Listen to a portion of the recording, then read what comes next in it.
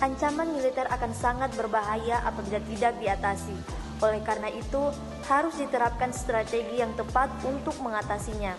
Undang-Undang Dasar Negara Republik Indonesia tahun 1945 telah mengatur strategi pertahanan dan keamanan bangsa Indonesia dalam mengatasi ancaman militer tersebut.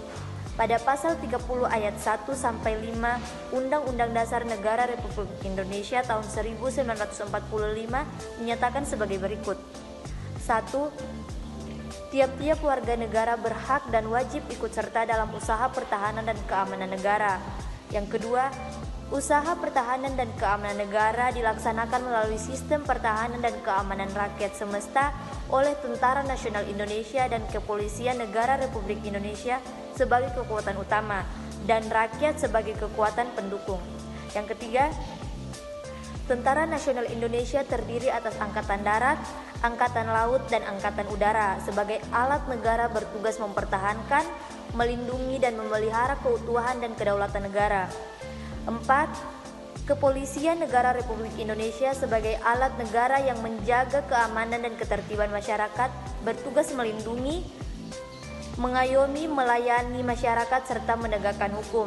Dan yang terakhir atau yang kelima, susunan dan kedudukan Tentara Nasional Indonesia, Kepolisian Negara Republik Indonesia, hubungan kewenangan Tentara Nasional Indonesia dan Kepolisian Negara Republik Indonesia di dalam menjalankan tugas-tugasnya, syarat-syarat keikutsertaan warga negara dalam usaha pertahanan dan keamanan negara, serta hal-hal yang terkait dengan pertahanan dan keamanan diatur dengan undang-undang.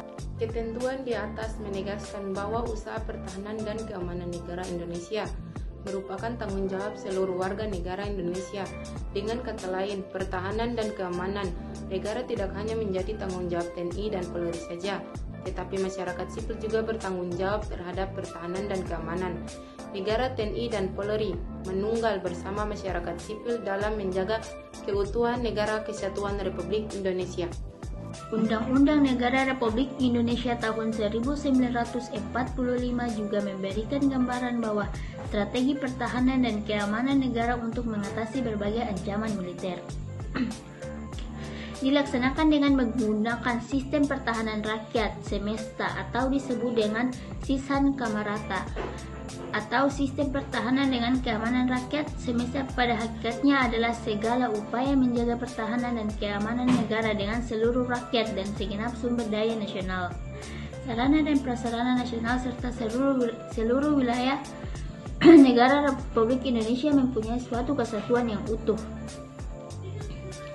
Dengan kata lain, penyelenggaraan ini disebut dengan Sishan Kamarata, didasarkan pada kesadaran dan hak dan kewajiban seluruh warga negara serta keyakinan akan kekuatan sendiri untuk mempertahankan kelangsungan hidup bangsa dan negara Indonesia yang merdeka, bersatu, berdaulat, adil, dan makmur. Sistem pertahanan dan keamanan yang bersifat semesta merupakan pilihan yang paling tepat bagi pertahanan Indonesia yang diselenggarakan dengan keyakinan pada kekuatan sendiri serta berdasarkan atas hak dan kewajiban warga negara dalam usaha pertahanan negara. Meskipun di kemudian hari Indonesia telah mencapai tingkat kemajuan yang cukup tinggi, model tersebut menjadi pilihan strategis untuk dikembangkan dengan mendapatkan warga negara sebagai subjek pertahanan negara sesuai dengan perannya masing-masing. Berikut adalah komponen sistem pertahanan dan keamanan rakyat semesta terdiri atas 1. TNI sebagai kekuatan utama sistem pertahanan, 2. Polri sebagai kekuatan utama sistem keamanan, dan 3. Rakyat sebagai kekuatan pendukung. Sistem pertahanan dan keamanan negara yang bersifat semesta bercirikan sebagai berikut. Kerakyatan yaitu orientasi pertahanan dan keamanan negara diabadikan oleh dan untuk kepentingan seluruh rakyat. Kesemestaan yaitu seluruh sumber daya nasional didayung gunakan bagi upaya pertahanan.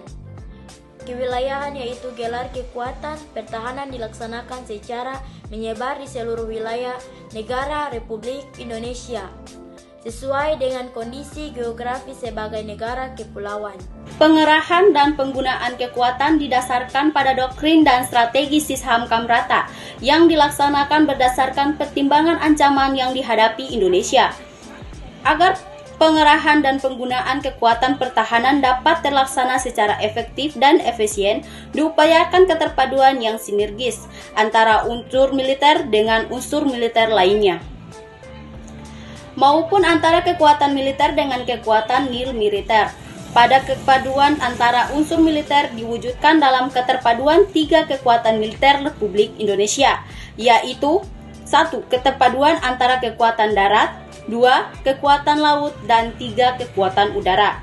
Adapun keterpaduan antara kekuatan-kekuatan militer dan kekuatan nil-militer diwujudkan dalam keterpaduan antara komponen utama, komponen cadangan, dan komponen pendukung. Keterpaduan tersebut diperlukan dalam pengerahan dan penggunaan kekuatan pertahanan, baik dalam rangka menghadapi ancaman tradisional maupun ancaman non-tradisional.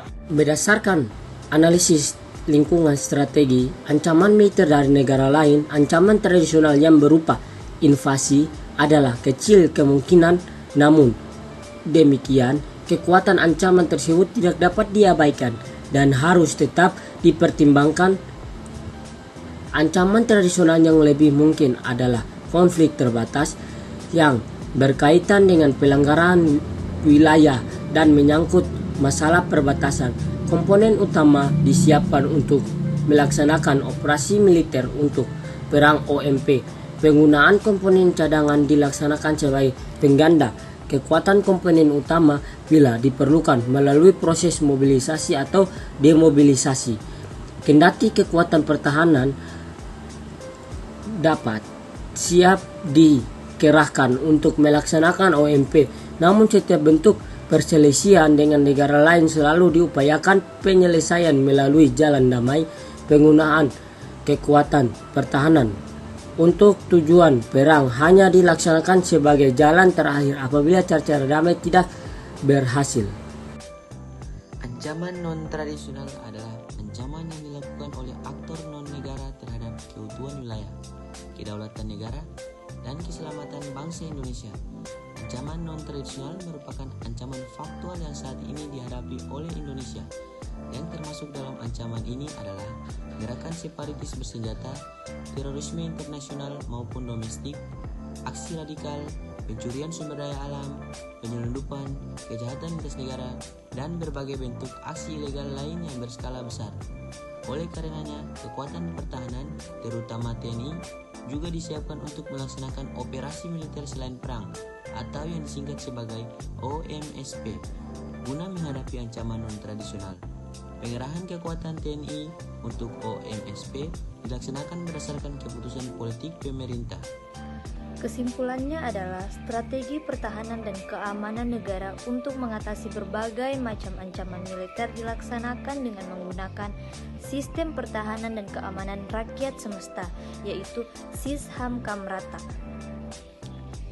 Ancaman yang dihadapi oleh bangsa Indonesia dalam membangun integrasi nasional tidak hanya bersifat militer, tetapi ancaman non-militer pun tidak kalah bahayanya. Oleh karena itu, diperlukan strategi pertahanan non-militer yang tidak kalah hebat dengan strategi untuk ancaman militer. Strategi pertahanan non-militer merupakan segala usaha untuk mempertahankan kedaulatan negara, keutuhan wilayah negara Republik Indonesia, dan keselamatan segenap bangsa dari ancaman ideologi, politik, ekonomi, sosial, budaya, keamanan, teknologi, informasi, komunikasi, keselamatan umum, dan hukum.